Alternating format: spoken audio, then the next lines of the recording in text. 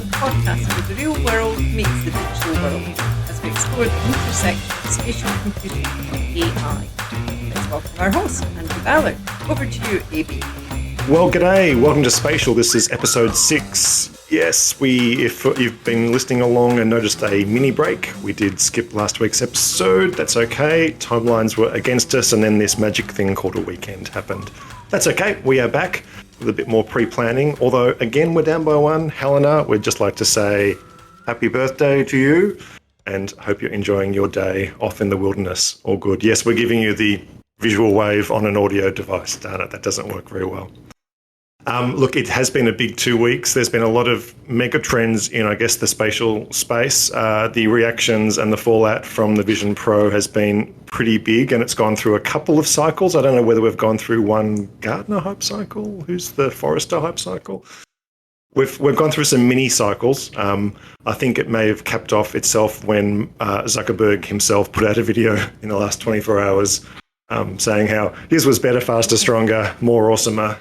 Which is cool, which is perfectly fine. But I think the best comment was that it's nice that a CEO of a $1 billion company sort of, paid out the other $3 billion company. So there's some serious billions in that conversation. So well done, Zuck. Top work.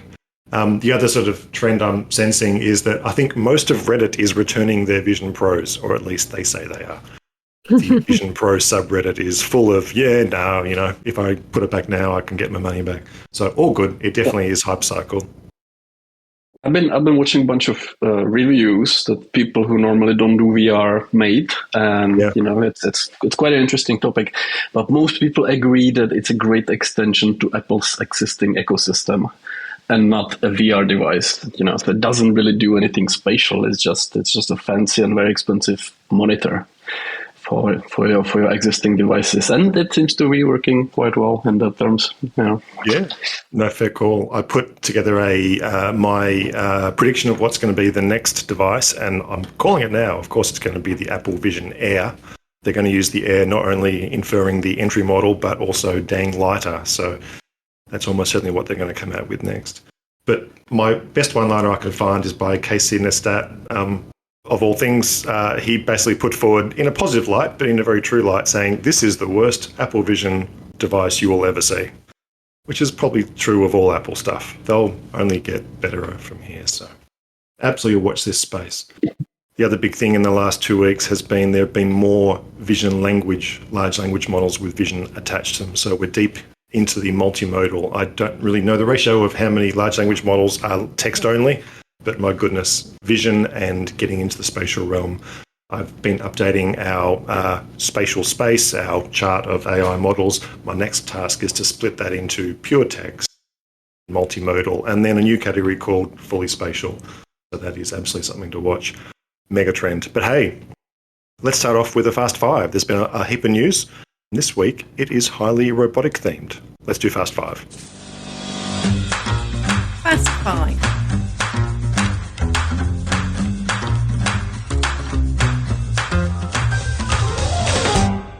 Alrighty, first Fast Five, Violet, actually not least into the robotic sphere, but let's start with you. Some awesome news in your part of the world. Go for it. Yeah, so couple links I'm sharing here, both related to this project called Open Interpreter. So this is an open source project that is a natural language code interpreter. And what I'm really interested in this space for is that, coming from the realm of designers and this computational design program, I see a lot of people working in tech creatively who are not going to be software engineers. And so we're seeing a big rise in the desire to program with more easy to understand inputs. So this is really interesting. It allows you to program all kinds of things on a computer. I think it's JavaScript and Python and maybe some other things, but using just natural language.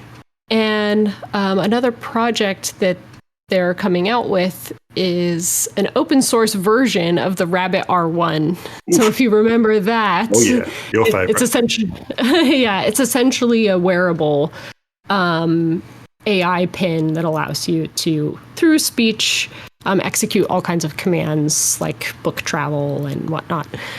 So I really like this other trend, not just natural language, but also this open source drive towards both software and hardware now around AI. So I think this is definitely something to watch as a trend. Absolutely. Love that. Love the fact that it appears to be Mac only. I'll take that on notice that it's hopefully probably not, but that's okay. If it's Python, JavaScript, it should be transferable. But demo certainly look Mac OS. But this is basically not just your Copilot inside a code IDE or inside a Python world. This is one of the first things that we've seen that is drag and droppable. It does say you have to approve every block of code before you do it. So it does show you, although wall of code text is like, hey, looks good to me. Yes, I'll run with that. I'm sure it's going to be press yes to as fast as we press yes to our terms and conditions on any installs that we do. But it does seem that you can drag and drop text from one application to the other. This can then control other applications. So obviously the question of sandboxing is a good one, and it comes with a lot of probably caveats and red flags and buyer beware, use at own risk. But able to cross the streams in that advanced mode lets you just drive your personal computer. It's kind of like your Siri or your Google on steroids, able to say, hey, can you open my photos, do 5 things, come back here, run that into my email, blah, blah, blah. So chain things together going across applications. And then is this the core code that they're going to be running within the open source Rabbit R1 wearable? Is this going to be the real code? I would assume it would use the same software they're developing, but who knows? Right now, I think the only thing that's been released is a form for folks that want to get involved in developing the open source version of the Rabbit R1. So we'll have to wait and see. You've signed up. I've signed up. We'll wait and see. If I had time, I would gladly. But we're over here actually trying to build some of our own natural language programming tools. So maybe we'll build into what they've already developed. Excellent. No, great to hear. No, and it's fantastic to see it's open source, open standards, and of course being done out in the public. So that's brilliant. And yeah, by all means, that means hooks are the way to go, as opposed to announcing things and suddenly the world sees it for the first time on day 0. No, cheers for that. I might go next with the Fast 5. I've got a new model called Depth Anything. Link in the show notes. Love it because it's something that has been done a little bit before, but it really is for me one of the prime examples of where AI is able to supersede probably the last 5-10 years worth of pain, heartache engineering that can kind of now be done with a red button and kind of magic wand. So this is doing segmenting an image into depth. It gives you a depth map, a grayscale or color scale image of where things are within an image. It does work on images, although they say it's so good and temporally time-based correct that you can do it for videos, and it holds really good.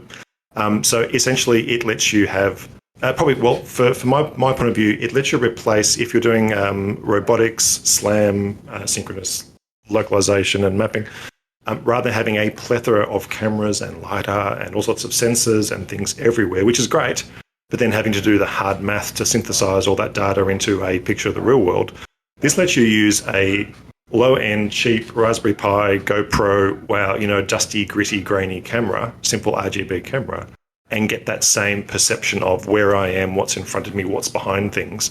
And it's just doing that by having been taught a lot of spatial images with depth map in them, and now it learns from more images. Every single frame, it can tell what's in front, what's behind. So yeah, by all means, that is one of those advances for me that is going from hardcore, hard work, a hardware solution, to repeat the word hard too many times in a sentence, to a software-based, low-tech, low-fi, but probably still epic solution. Yes, it doesn't have redundancy. If you had a robot with one of these cameras and mud splashed or the wire broke, you would be sightless. So having 2 of these probably makes sense, or 4 of these. But even still, this is like the same way of doing Internet of Things and doing processing on device and just sending back awesome smarts back to a central brain rather than having the brain be half the beast. The nice thing about this depth anything is, and wait for it, there's a paper, there's code, there's a working demo, you can download the model. So I think this will just be this or its predecessor or something very soon thereafter to talk about the open source world. This sort of model will be just about everywhere soon. It even is handy for video editing or photo editing. If you want to do a nice bokeh effect or a depth of field, instantly you can just say background blur, foreground blur. Now that's in the art world, and I'm sure Photoshop will have a filter like that within weeks or months. But I love the fact that this is basically, this will be bolted onto so many models in the vision language model soon that'll just be part of that. Spatially aware that if you ever aren't sure whether something is in front or behind something, this kind of model tacked onto the side, which is a nice big hand wave, will be one of those tools that will just give you that information. So really good how something so profound and awesome is, pretty much rock solid, perfect. And if this isn't going to be one of the bedrocks of the next 10 years, then its successor will be. So quite a powerful model and just showing how fast these kind of techniques can work. All right, so that's me. I'll leave the link to Depth Anything there in the show notes. William, can I ask for your Fast Five? I have seen it and my jaw is still on the floor, but if you could describe it, that'd be epic. Cheers. Yeah, sure. And so this is a YouTube short from our beloved company, Boston Dynamics. And it's showing it's at least the descriptions in the YouTube shorts, and I'm not very good at navigating shorts in YouTube. But what it appears to be is the robot Atlas performing some tasks, what looks like a competition of sorts, but I'm not quite sure. And what it's doing is it's walking back and forth between a supply of suspension something. struts. Is it suspension struts? Yep. Yeah. It sort of resembles that, or it also resembles electrical transformers. But I think you're right. I think it's a suspension device, and it picks them up out of this crate, it walks around the crate, and then it inserts them onto shelving that is designed to carry those devices. And I think what's remarkable about it and what's getting folks' attention is there have been several videos of competing robots over the last couple of months that are showing the ability to sort of autonomously act in real human environments like factories, being able to move boxes around and perform tasks and so forth.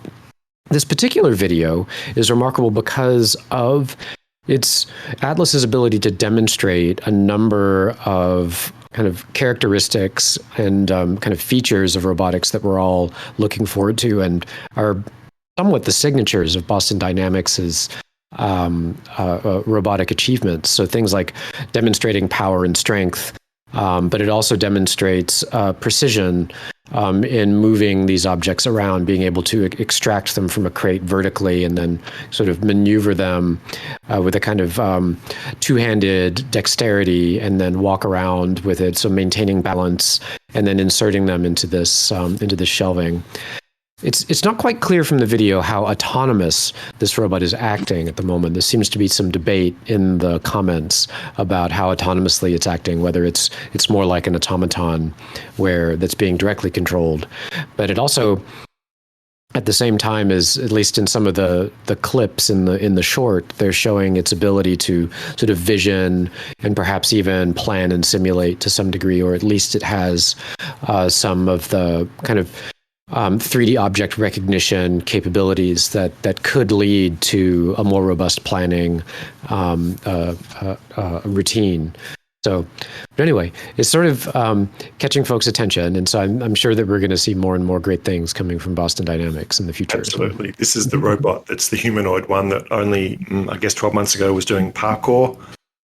a year before that was doing, I guess, synchronized dancing with spots. But this is the first time we've seen the hands, the functions, the grippers in action, as well as I think the first time we've seen the camera eye view, which obviously has a digital twin of what it's holding overlaid across the thing that it's holding. So obviously the waterline has been raised. You know, we've gone from it can walk, it can self-balance, it can find its path into place. Now it's actually to some level, and asterisk, how much is it doing? It's pre-planning its moves, it's doing the task. Yeah, so its level of autonomy being 100% or 90% or 80%, it definitely is more than 50%. It's not being told left leg move here, right leg there. So quite phenomenal to see. Comment of the thread, actually, I've got to call out this person for... Where is it? All the points on the internet go to someone who said, I appreciate this demo because it gets to show Atlas strutting their stuff and stuffing their struts. So yes, that's the task at hand, and they're doing it perfectly. But I think most people are pretty much floored by the concept of this thing, which is sizable and able to run, jump, and do the parkour that we saw not long ago, now have actionable limbs and that level of pre-planning. We'll come back to that future of robotics in a couple of minutes. Cheers, William. Awesome. Mirek, over to you with excellent, another Fast Five that we have already looked at and drooled and jaws hit the floor. Mirek, what do you have for us? Yes, this is very much from the same space, but this time from Norway. So this Norwegian company called 1X Technologies published a demo where they're showing about 20, I would assume, humanoid robots that look like a human but on a Segway or a hoverboard. So they have wheels, they don't walk freely, but they roam freely around their office and they complete various tasks. So they can pick and place a thing, they can open the door, they can find an object on the floor and put it in a bin. And most interestingly or impressively, they can plug themselves to a charger, and when they unplug themselves, they can hook the charger where it belongs so that the other robot can find it. This is all pretty impressive, and they claim it is achieved by neural networks that receive images and produce tasks. And they've trained these robots. The robot is called Eve, but if you're familiar with Futurama, it very much looks like the robot 1X that was Bender's worst nightmare. So that is the similar kind of aesthetic. They are pretty dexterous, as it seems. And they're powered by neural networks that are fed images and produce tasks for the robot to perform. And they say they trained the robot on a pretty decent chunk of data and then segmented these tasks into groups, such as door manipulation or warehouse-related tasks, to sort of make it more practical to sort of equip a robot with a certain skill set. It's very impressive work. Oh, it is. It's phenomenal. It's so phenomenal. The first thought and many of the comments and most of the internet's reaction is, this is video trickery. This is CGI everywhere. The rooms they're in are fairly pristine, although with enough noise and roughness to be close. But I think it definitely is not being debunked as fabricated. But the way they've able to, yes, they've taken some challenges away versus the Boston Dynamics Atlas. They are on wheels. The bottom half does move a bit. I'm not sure where their battery is coming from. That's okay. But and they're also wearing this lovely onesie that covers some muscle kind of things, which is fine and gives them a bit more of a human look. It's almost uncanny, isn't it? They look kind of human, but not really, and the way they move is kind of human-like, but not really. That's it. And their claim, this is a 3-minute video. They're all moving at 1x speed, so it's not simulation. It's like the Atlas one, someone just got a video camera there, but it is panning around multiple rooms with, say, multiple of these 1x's around. There's definitely, 20 we think, even 30. The fact that they've built that many is phenomenal. I do wonder whether some in the corners can't do much more than the things that they're doing, so they've been probably selective in which ones are the heroes and which ones are the background actors. But the fact that they're able to do humanoid-like tasks within, they've got the standard Dalek problem of, all-powerful beings just need ramps to get up steps, that kind of thing. That's perfectly fine. It's approaching the general purpose human from a different point of view. So love it. No, brilliant. Thanks for that, Mirek. Tell you what, let's pause there, and we're going to come back in deep dive and follow this exact same topic of the state of robotics and how spatial AI can influence what we've been seeing in the lead up to the last few months, what's happening right now, and what we think is going to be happening in the rest of 2024. Back in a moment. Deep dive.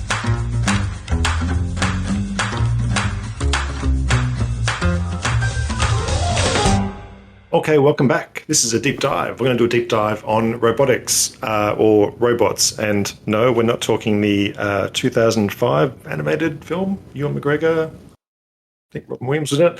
No, we're not talking the 2023 robots series of, I haven't got the stars' names in my face, haven't seen it yet.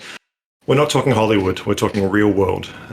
We really want to cover the kinds of topics that bring robots out of the things on floors, he says, looking behind Mirek at his robot on his floor, and behind Violet and William, who don't have their robot behind them on their floor, but it's probably not too far behind. This is an era where robotics have, in fact, become not such par for the course. I think Roombas are certainly not scary anymore. They're a bit more trusted, although what damage can they do?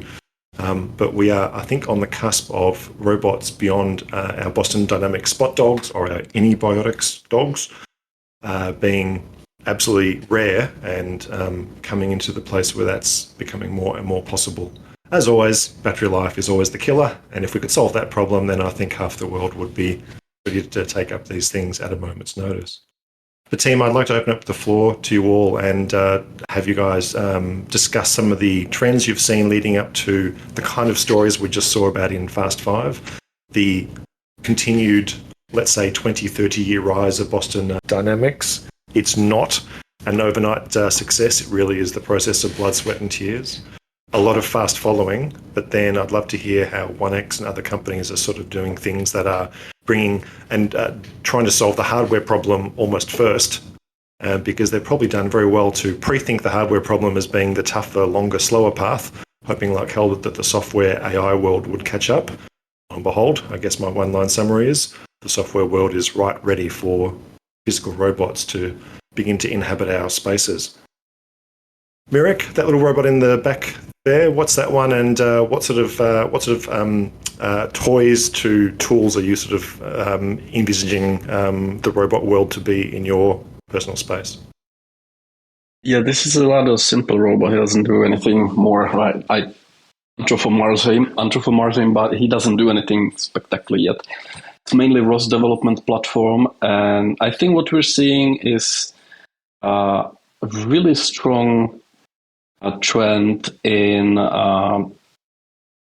training robots with neural nets or providing human examples with teleoperation, and that then really well translates to tasks that these robots can perform. And I don't think that's going away. It's gonna only get stronger and better and faster. And this is sort of where I'm going with this one, but eventually, little by little, it's a lot to do. I was going to say something about the same trend. It's been interesting just seeing so many different papers and methods emerging around the training methods. And there's been such an investment now in things like understanding video data.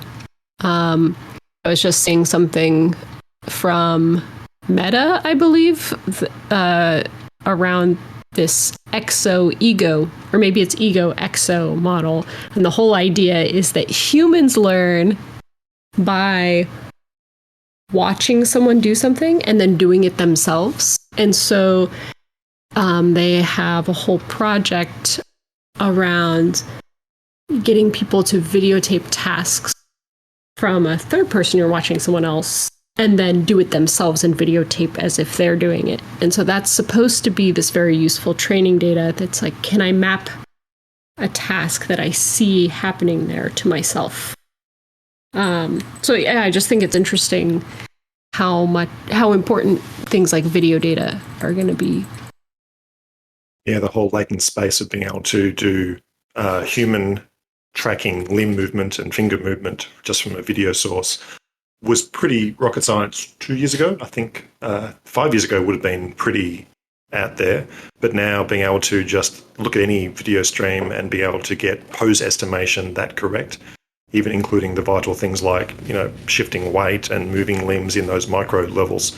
That as a now training data source that is ripe for the course. We could mine any of our millions of hours of YouTube, and I mean millions and billions, as potential just fodder for gait walking, for problem solving, and dare I say it, for the Daleks and step climbing, things like that. Yeah, and it's something that's made me think, as a former Google employee, I was nervous about where Google was headed in this AI future, but I think the fact that they have YouTube is going to be an amazing asset. There was this moment where they used, and that's years ago, where they used the mannequin challenge, if you remember that, where people would just freeze in public spaces and the video would pretend like, time stopped. And they used it to train some neural net that either estimated depth or human pose, but seemed to be like, a surprising source of very, very good data for this kind of training purposes. So that's interesting. It's very funny. So do you mean my press all the buttons or press all the images with traffic lights or buses or cars in them is going to change soon to predict whether this human in this video is actually a human or moving? Or gotcha. So there's a new training task on us mere mortals in the works. Maybe the next captcha will be, show how you make an omelette, and to prove you're a human, indeed. To prove you're a human, source, yeah. Right? It's almost impossible anyway. Nice. So these ways of replicating human movements into Android, into robotic, copies of us. I'm loving the fact that both these examples and indeed the one from Fast 5, Mirek, about 3 weeks ago, the robot that was rather shaky, did a lot of, let's say, quite loose movements as opposed to crisp movements. I'll get the name of it, but I'll put the link back in the show notes. How we've gone back to copying humans as being much better than, with the Atlas stacking those car parts. You could have easily invented a bespoke machine to grab, pick, place, bolt onto the side of the cage, and, a machine could have solved that. Probably could an XY picker, placer with more precision, but it's a bespoke machine that does one thing and does it perfectly. I love how we're regressing back to, I'm going to say it, the Star Wars world of humanoid robots that kind of are a general purpose do anything. It's a cross between Star Wars, Asimov, Clarke, all the big sci-fi voices who sort of predicted that it may be more acceptable to humans, but also it means it can slide into the kind of things that we might want to do. And again, I have to reference Hollywood and, iRobot and Will Smith and all those sorts of things that are leading, of course, the bad things that happen when that goes on in that dire world just yet, not with Mirek's little robot in the background, still circling neatly, and William Violet, your Anybotics spot dog, probably on charge right now. But love to sort of hear your thought about whether we're going to continue down this humanoid kind of path more because of these training data, or whether we're going to regress back to purposeful, let's say, machinery that is fit for purpose. Well, speaking of Star Wars, I think we mentioned these robots on the show before, but Disney Imagineering had come out with these bipedal character robots that they were testing in the Star Wars theme parks. And the fascinating part about those was, one, the primary goal of these robots is delight. So it's not necessarily replacing human capabilities and being able to stand in a factory and move boxes around more effectively or just as effectively as a human. The other is the way that they achieved that delight was to have the character animators be the lead designers, as opposed to the mechanical engineers. And so the design of the systems and the mechanisms all were responding to the prompts from the character animators and the character creators. And then finally, I think when we were speaking of training, like this was a kind of classic simulation environment training where they used a rigid body physics engine to train it, and they claim they were able to go from sort of concept to working robot in less than a year. I'm not quite sure if that's good or bad. It sounds pretty good starting from scratch, especially given how cute they are. Yes, indeed. And similar to our dog from Unitree, like that companion dog is more about delight than it is really performing serious tasks. Although we're working on ways of building attachments for it, like robot arms and whatnot, because we're really interested in the utility of it, and because it has like a 10 kilo load that you can put on it, which is quite significant for a consumer robot. So I'm hoping that there's going to still be this trend of like trying to fit the use case, and really finding that synergy between use case and technology, so that we're not always trying to seek after the sort of bipedal type of humanoid, like android type robot. And in fact, I was joking with a student the other day that who was interested in. We were talking about prosthetics as included as sort of a subfield of robotics in a way, and how maybe a goal of her project could be to investigate prosthetics to not try to mimic the limb or whatnot that an amputee had lost, but rather give them superpowers in a more kind of pirate-like way. So, yeah, I do think there's a funny trend just of, or there's so much question right now about when the humanoid robots come in and take all our jobs in the factories. Then, like, I've heard a lot of people complain about this future where humans just, what do we do in this future, and how sad that's going to be. And so it's interesting to think about robots not coming in to take all the jobs per se, but maybe you can even design some of these robots not completely utilitarian, but they actually lead to all this delight in the world. They just let us have fun. Yeah, this interesting times, right? I'm like split on this, because I think humanoid robots aren't going away. There's going to be more and more of them.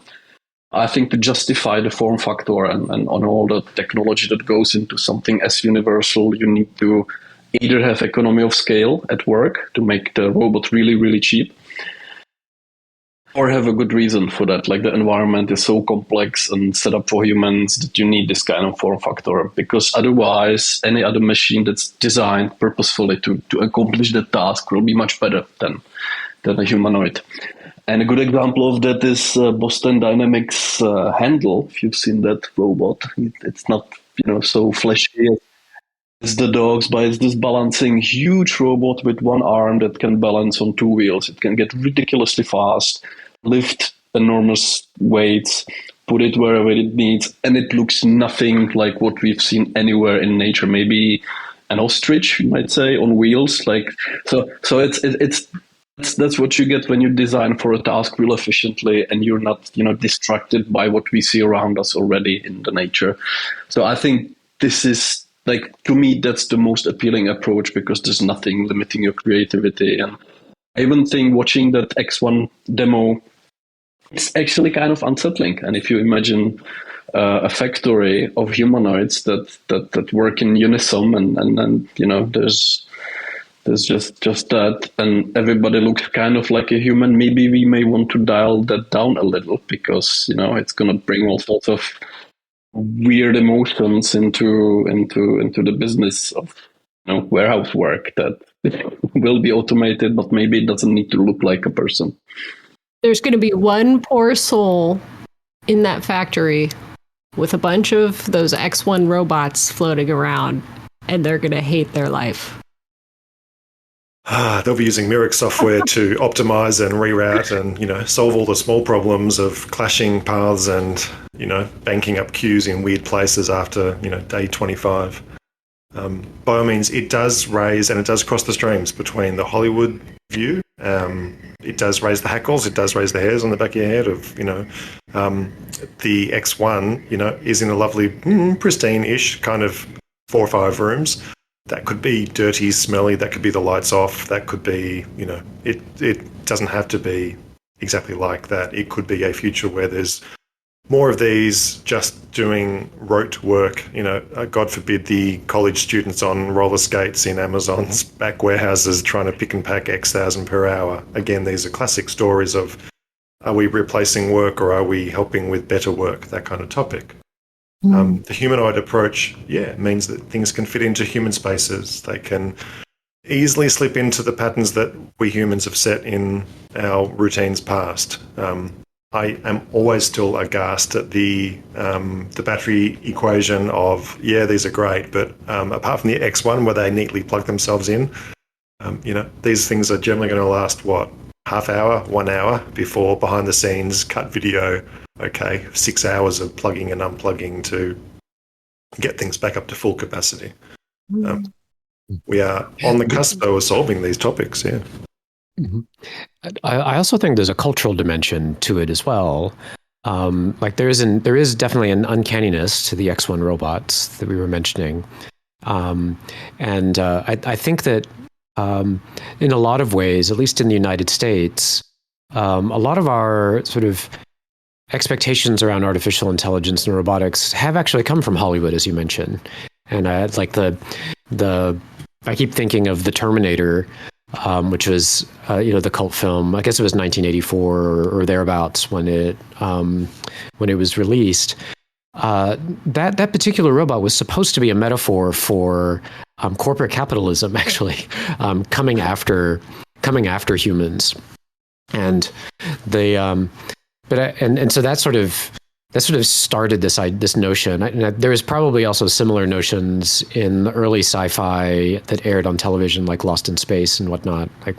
I tend to put these clips into my courses. Sometimes the students understand the references, and sometimes they don't. But if we look at East Asia, there are a lot of robots that are being specifically designed to care for the elderly, to inhabit hospital spaces. Back in October, I saw a video when I was in Vancouver, actually, that was a South Korean research group that had released robots that looked so darn cute, quite intentionally, to be companion robots for elderly, and particularly elderly that were experiencing symptoms of dementia, just early symptoms of dementia. And so they were intended to be these sort of lovable creatures that were more akin to like plush animals, like stuffed animals, than they were some other type of robot. And so the utility there is really about that sort of companionship, a kind of emotional response that's desirable rather than something that sort of strikes terror into us. Is my memory correct? Was that the Furby craze? I mean, not your robot you're here, but was that the Furby? I'm thinking 20 years ago was the Christmas toy of choice for every kid. It's a small owl thing. Anyway, that sort of thing to be reassuring. I'm reminded of a Radiolab episode where they espouse the benefits of artificial voices like Siri, who just never grow tired, in the realm of kids who autistic or other challenges who could just never wear out. You could ask, but why, and as parents would get quite frazzled.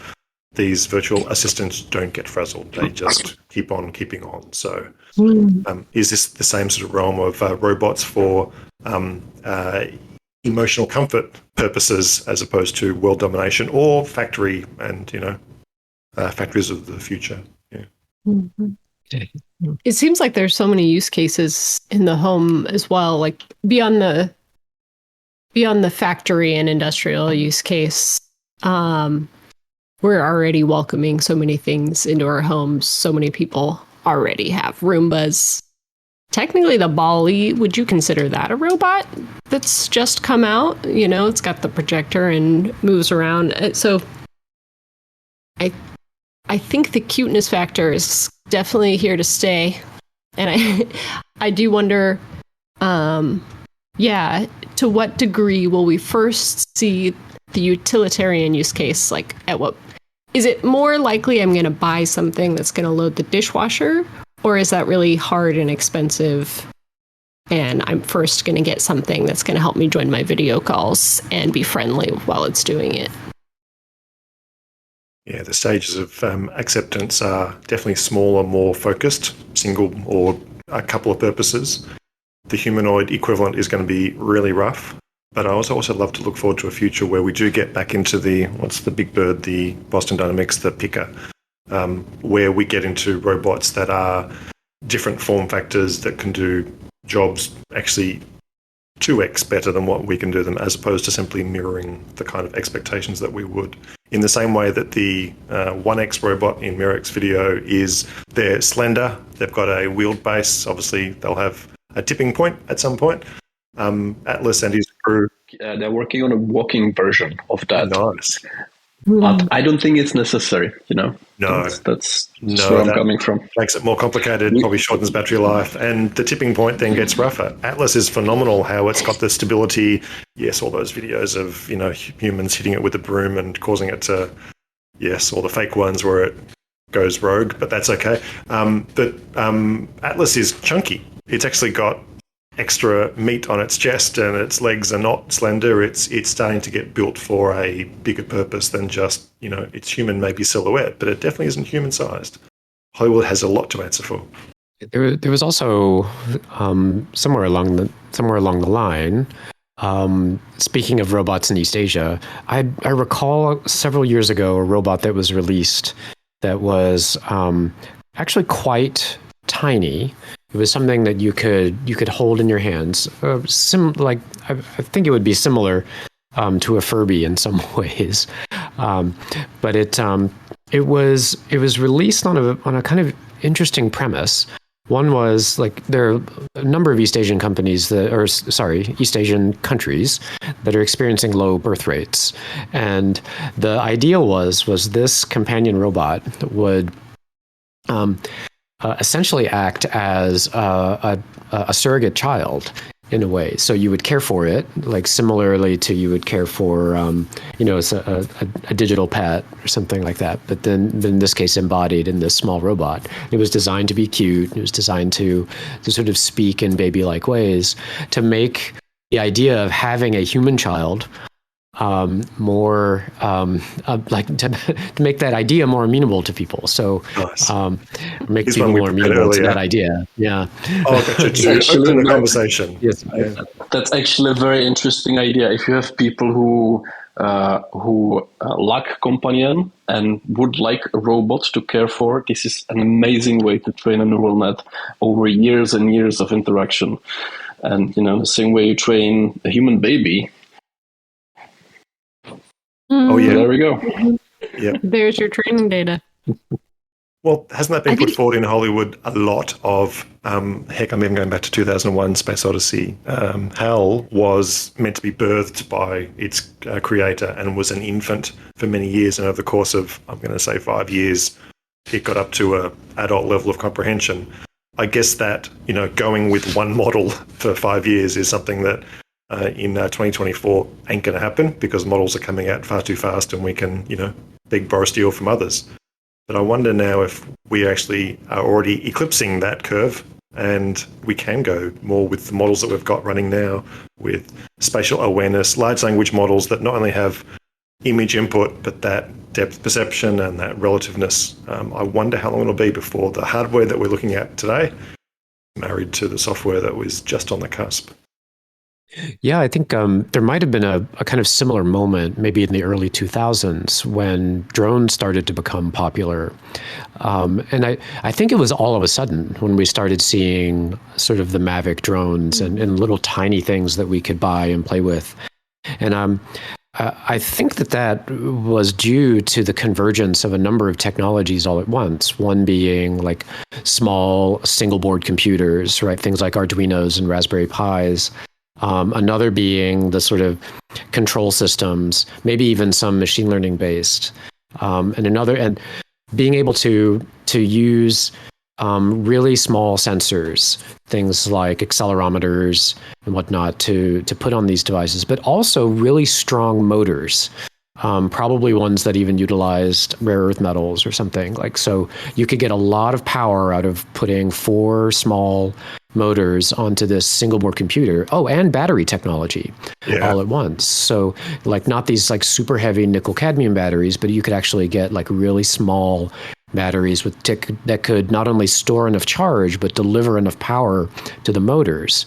And so all of those things coming together at once, particularly in like the hacker community, probably like created drones. And I wonder if we're approaching one of those moments for robotics now, where things like neural networks, control systems, computer vision, the availability of inexpensive hardware, like the experience that engineers now have in all of the different areas and disciplines required to put one together. If now we're about to approach that moment when, robots are everywhere and we'll be accustomed to them. So, well, I'm looking at 3 people who together after a podcast episode a couple of weeks ago started to join forces about the robots that you've got with the open source, how hackable. To end the episode, can the 3 of you sort of give any preview or a bit of a lift the lid on the kind of things you're working at, if not together, but definitely forming of, hacking the robots that you have now so that they can be controlled, commanded, viewed through, fetch coffee, that kind of thing? I know there's no definite project, but what are the sort of the inklings that you've got for this year? Well, even over the past couple of weeks, I'm with the U.Mich Go 2 robot. I'm just trying to get to a place where we can program it efficiently. So I'm about to reach out to the U.Mich folks. They've prompted an email with a few of their, I think, engineers and sales folks that I can respond to. But being able to program it is a bit tricky at the moment because it's in the app, which I have on my iPhone, and I believe you have to be connected to the robot and have it on for you to enter that environment. And that's a bit of a constraint that makes it awkward to program in a kind of graphical environment where you have to learn the environment, but you only have a few hours of battery on the device itself. And hearing the sort of I wouldn't want to wear out the motor on the LiDAR just to while I'm paging through and trying to debug code, a graphical program there. So right now for us, it's really just the rudiments of how can we actually program this? Can we give feedback to U.Mich and get some insights onto how we can interact with it more effectively? So. The only other thing I'd say is one thing I'm really interested in and have been looking a lot at, trying to think more about, and will likely be researching more this year, is just how from language we can understand spatial instructions and tasks. So been thinking a lot about with natural language programming, when you give an instruction, when you say something, how do you infer? What are the common things in language that help us understand what we're talking about, what object, but also where it's at. And I think that'll be a really interesting thing to watch with robotics, is how do we parse language for very explicit instructions when we speak so generally. I hear. I'm happy to volunteer myself as a parent 4 times over of, no, not the other one, no. Yeah, that kind of I think world is quite common. I'm very keen to buy these laser finger gloves that you use at raves that are laser pointers. And then I think in the future we just use those. Just point at anything. Very good. William's very for it. You can tell. He is. Mirek, for you, what's on your roadmap for not only the Rosbots in the background, but then larger robots? What's next for you? Yeah. I was just thinking while you were all talking that we're seeing this convergence of multiple different things. Andrew, you mentioned depth from anything. I have a camera here that can do the same thing in hardware, and it's really good. It's by this company called Luxonis, and so it's a camera that comes with like a tip that produces a lot of heat, but you can also upload your neural model on it, and then you can run it on a camera. So it's a different approach to doing exactly, various computer vision related tasks maybe that you want to do with neural net these days because of efficiency. And having it in such a neat packaging means that you don't have to then, you can just have this device solve the task for you and plug it into the robot, and it's a component for you, and you don't have to upscale the whole, the whole robot, the whole machine. You need some power, but you don't need GPU on top of this to do that kind of calculations. Nice. Yeah. And so for years we've been seeing topics and tasks sort of getting more developed and converging. Like a few years ago, it was unimaginable. You remember when Boston Dynamics first started to teach their first prototype to walk, right? And nowadays you can get a robotic dog from China that influencers get to look cool, right? And it walks, and it's no longer an issue. And we've been having, for years and years, there's been this issue of navigation and understanding the space around you. These days, you just get it as a ROS package, and it most likely it will work on the hardware setup that you're working with. But it's considered to be a solved topic, like many others. So all these things are kind of converging together.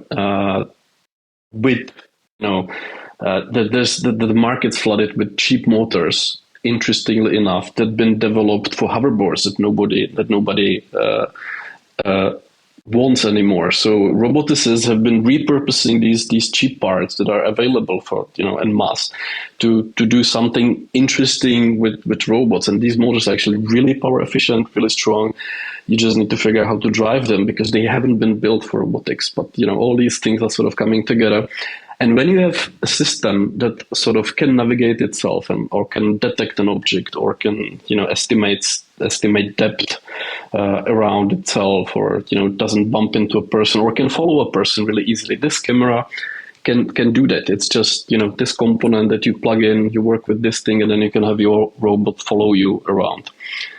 So these things solve different issues, and you can introduce higher level decision making with something that we're seeing being explored in terms of large language models. And it's pretty much your neural cortex that you plug into a system like that knows what it can perform, but it's just giving high level commands to the subsystems that then are individually getting better and better every year.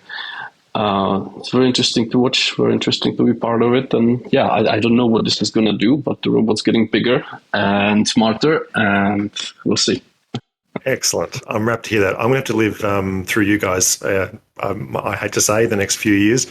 I don't know if you do or don't know, but I actually would have loved to build robots straight out of high school, but there were no such courses back when I was doing my undergraduate. I got relatively close, but I was shoehorned into robotics on manufacturing lines, which here in Australia don't exist as much anymore. So I picked a better diversion, but still absolutely thriving on watching this renaissance come back. Look, I think you're all right. The convergence is absolutely here.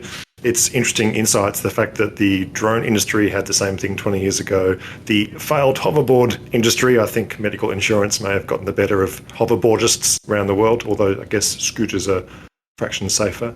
But those technology steps are leading us now to, the problems of locomotion and precision motors are good. Cameras, input devices, Internet of Things, doing more end computing rather than central computing is fantastic. AI models are getting better and better. I'm actually not really sensing as much. I'm thinking that the robots we've been talking about today and seeing today in Fast 5 are probably using last year's vision models. They're not really using the ones that can be spoken to. They are, as we've been talking about, hard-coded, maybe not hard-coded, but coded by hand as opposed to, trained. But I guess the convergence of all these things, to Violet's point, is that the training is so much reminding me of the birth of child and first 5-10 years of it takes time to, in this family, we've always used the phrase that someone told us to raise the waterline. I might get a few quizzical stares from you three, but that means that when you've got a baby that doesn't move, you can have your TV remotes on the coffee tables and, stuff on low desks.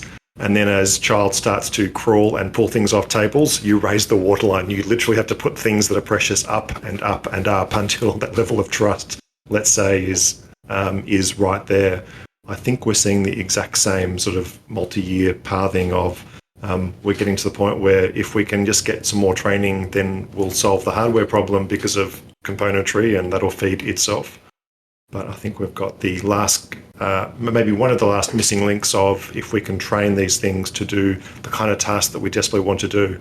I'll leave a link in the show notes to an Australian academic, name escapes me, I shall put it in the links, has a website called Fetch Me the Spoon.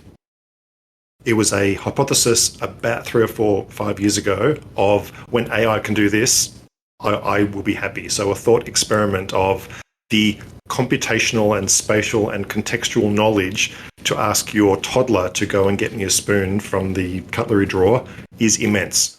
And if you can connect the dots, and if an AI or a robot can fetch me a spoon from the kitchen and come back with the right thing, then that was their criteria for made it. And now we're into open territory of almost asking anything. So to everyone's point, it's that final convergence. If we can get it to do these things, to do tasks that are, I guess, equivalent to a 5-year-old, that might be good enough to have these things closer by for everyday life. Look, team, thank you so much. That is probably just only barely scratched the surface of robotics. We will absolutely be following this topic throughout the year. A lot of the topics will be watching the hardware, the software, the interfaces, the use cases. But more to the point, the three of you, Mirek, Violet, and William, I'm actually looking to you to keep on promoting your own tools, play toys, and exploits with your own robotic buddies there. When they can fetch me a spoon, please let us be the first to know. That'd be great. Will do. Okay, from us, we'll leave it there. Thanks, everyone, for listening, and we'll catch you next week. And shall we finish with the, I guess, can we pre-go the now finish, we need to say, I, for one, bow before our robot overlords? Is it too early to end a digital podcast with that phrase, or are we okay for a few more years? Never be too careful. Okay. Risk averse. Okay, so robot overlords, we were first. All good. Thanks, everyone. Catch you next week on Spatial. Thanks, team.